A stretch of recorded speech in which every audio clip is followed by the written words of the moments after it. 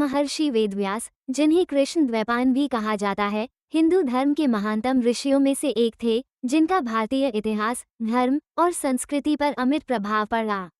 वे वेदों के विभाजक, महाभारत के रचयिता और 18 पुराणों के संकलक के रूप में जाने जाते हैं। उनका जन्म द्वापर युग में यमुना नदी के एक द्वीप पर हुआ था, जिससे उन्हें द्वैपायन कहा गया और उनके सांवले रंग के कारण कृष्ण नाम भी जुड़ा।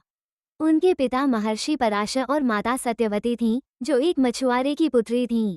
जन्म के बाद ही वेदव्यास ने अपनी तपस्या के लिए माता से विदा ली और गहन ज्ञान और साधना के मार्ग पर चल पड़े। उन्होंने समस्त वेदों का अध्ययन किया और बाद में मानवता की भलाई के लिए वेदों को 4 भागों ऋग्वेद, यजुर्वेद, सामवेद और अथर्ववेद में विभाजित किया, जिससे वेदों का ज्ञान अधिक सुलभ और व्यवहारिक हो सका। इसके लिए उन्होंने अपने शिष्यों पैल, वैशंपायन, जैमिनी और सुमंतु को वेदों के अध्ययन और प्रचार का कार्य सौंपा।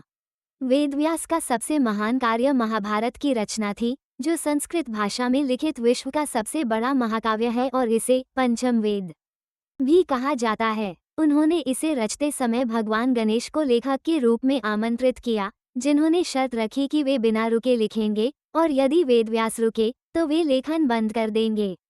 इस चुनौती को स्वीकारते हुए वेदव्यास ने गूढ़ और रहस्यमय श्लोकों की रचना की भी कहा जाता है। उन्होंने इसे रचते समय भगवान गणेश को लेखक के रूप में आमंत्रित किया, जिन्होंने शर्त रखी कि वे बिना रुके लिखेंगे और यदि वेदव्यास रुके तो वे लेखन बंद कर देंगे। इस चुनौती को स्वीकारते हुए वेदव्यास ने गूढ़ और रहस्यमय श्लोकों की रचना की, जिससे गणेश जी को अर्थ समझने में समय लगे और उन्हें नए श्लोकों की रचना का अवसर मिल सके।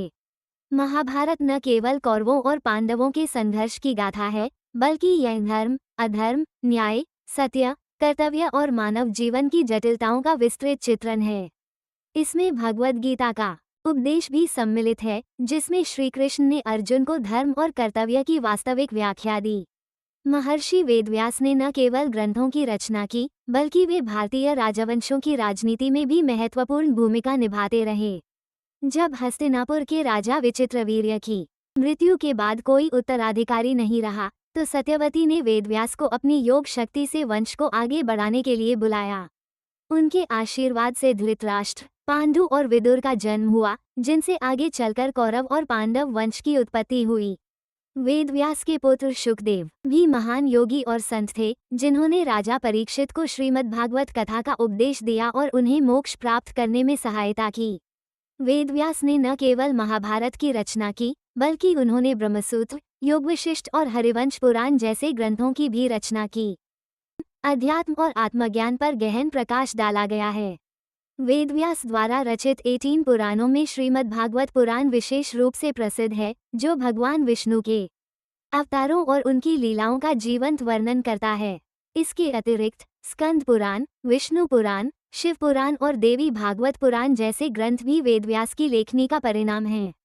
वेदव्यास की जयंती को गुरु पूर्णिमा के रूप में मनाया जाता है, जो गुरु शिष्य परंपरा का प्रतीक है और भारतीय संस्कृति में इसे विशेष स्थान प्राप्त है। ये दिन आध्यात्मिक साधना और गुरु के प्रति श्रद्धा अर्पित करने के लिए समर्पित है।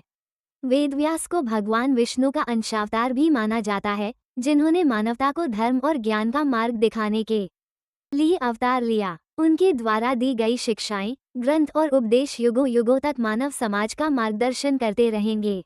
वेदव्यास का जीवन त्याग, तपस्या और ज्ञान की पराकाष्ठा का प्रतीक है और वे आज भी भारतीय संस्कृति और आध्यात्मिकता के मूल स्तंभों में से एक माने जाते हैं। उनका योगदान भारतीय साहित्य, धर्म और दर्शन में अद्वितीय है और उनकी रचनाएं आज भी करोड़ों लोगों के लिए प्रेरणा का स्रोत बनी हुई हैं।